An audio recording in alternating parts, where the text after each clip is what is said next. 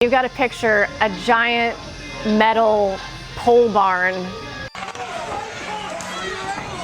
that basically just has dirt as a floor and is full of spilled beer and sweaty human beings and the thickest layer of cigarette smoke that you can possibly imagine. But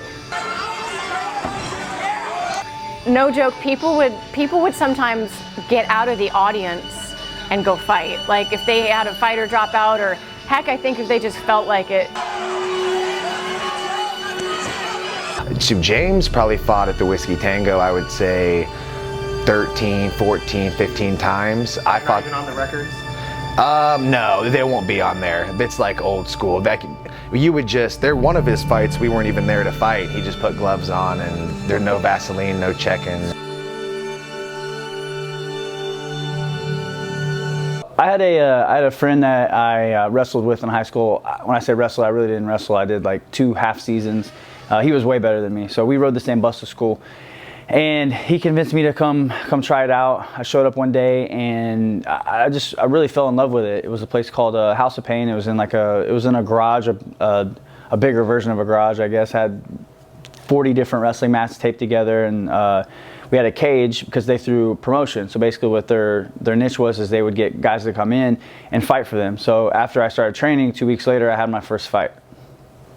Was that the Whisky Tango? Yeah. Yeah, so the Whisky Tango fights were, at the time, I guess would have been like the UFC of the local level. You know, when we first started out, and this is probably 2005, 2006, they were putting in 4,000 people a month, literally 4,000 people a month, doing great cards. And then over time, you know, it started to, I guess, die down or get saturated. And I guess the best way to describe this place is, I'm guessing it's probably like 40 or 50,000 square feet. It's this massive place, maybe even bigger than that. And it's a country bar, dance floor in the middle where they put the cage, 2 bars on both sides, and there's still smoking in there. Like when you're fighting in the back, you're warming up next to the guy you're fighting.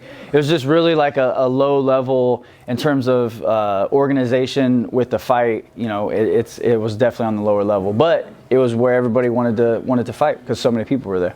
I fought back in the Whisky Tango days. It was a little more white trashy. Those are good old days though. You can fight every month though. Like as an amateur, you could literally fight every month. No problems, no questions asked. You just talk to the manager, they bring you through. It was a good scene. Like you had a lot of good fighters, you had a lot of good people, but it wasn't set up to the organization like an FAC. Now it wasn't even remotely close to production value, the promoters, the opponents, nothing like that. It was different. It wasn't like when James Krause was coming up where you just fought any weight class. Like you still had weight classes, you still had kind of more organization, but not compared to what like an FAC is now.